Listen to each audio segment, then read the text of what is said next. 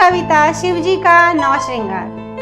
भस्म रमाया खुद पर लाकर शमशान की राख, भस्म रमाया खुद पर लाकर शमशान की राख, समझाया हमको नश्वर है सब कुछ रखना तू याद, भस्म ही है शिव जी का पहला श्रृंगार। शिव जी की आंखों से निकले पहले आंसू की धार, बरसों के तप के बाद वही बन गया हमारे लिए रुद्राक्ष, सकारात्मक ऊर्जा से भरपूर जिसे पहना शिव जी ने बनाकर अपना हार।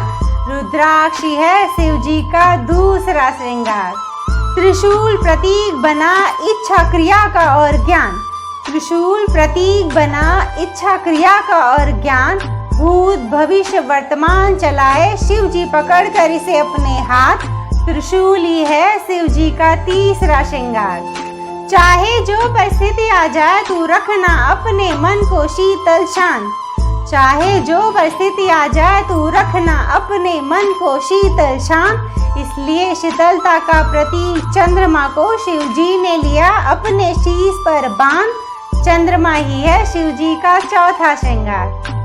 बरसों के तप के बाद वासुकी को शिव जी ने दिया वरदान, बरसों के तप के बाद वासुकी को शिव जी ने दिया वरदान, गले में धारण किया बनाकर उसे नाग, नाग देवी है शिव जी का पांचवा श्रृंगार। भगीरथ ने गंगा को दिखाई धरती की राह, भगीरथ ने गंगा को दिखाई धरती की राह, धरती उसका वेग सहन न कर पाएगी, गंगा को था खुद पे बड़ा अभिमान, शिव जी ने लिया उसे कसकर अपनी चोटी में बांध। माफी मांग गंगा ने दया की लगाई गुहार, तब शिव जी ने अपनी चोटी के एक छोटे पोखर से छोड़कर गंगा को बहने को दी एक राह, गंगा ही है शिव जी का छठवां श्रृंगार। सृष्टि की रचना समय सरस्वती की वाणी से जन्मी ध्वनि जिसमें सुर न थे कोई ताल, सृष्टि की रचना समय सरस्वती के वाणी से जन्मी ध्वनि में सुर न थे कोई ताल, तब शिव जी ने तांडव नृत्य कर डमरू बजाया 14 बार, वहीं से संगीत की शुरुआत हुई और संगीत के जनक भी बन गए हमारे महाकाल, डमरू ही है शिव जी का सातवां श्रृंगार। एक मिट्टी का बर्तन जिसे कहते हम खप्पर, एक मिट्टी का बर्तन जिसे कहते हम खप्पर, अन्नपूर्णा माता से शिव जी ने खप्पर लेकर हाथ मांगी दीक्षा और दे गए हमें ये शिक्षा कि अगर कर सको तो करो सभी का कल्याण, खप्पर ही है शिव जी का आठवां श्रृंगार। स्थिरता और एकाग्रता का प्रतीक बन गया शिव जी के पैर का कड़ा, स्थिरता और एकाग्रता का प्रतीक बन गया शिव जी के पैर का कड़ा, पैर का कड़ा ही है शिव जी का 9वां श्रृंगार।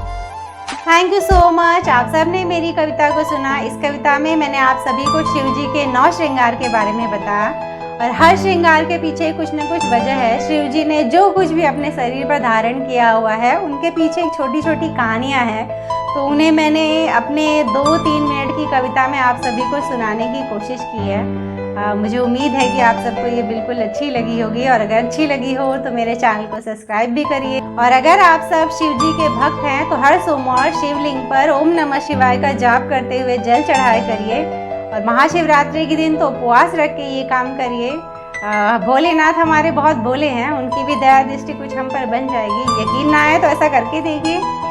चलती हूँ, एक और नए वीडियो में आप सबसे मेरी मुलाकात रहेगी। तब तक उसकी हर बात सुनते रहिएगा। किसकी?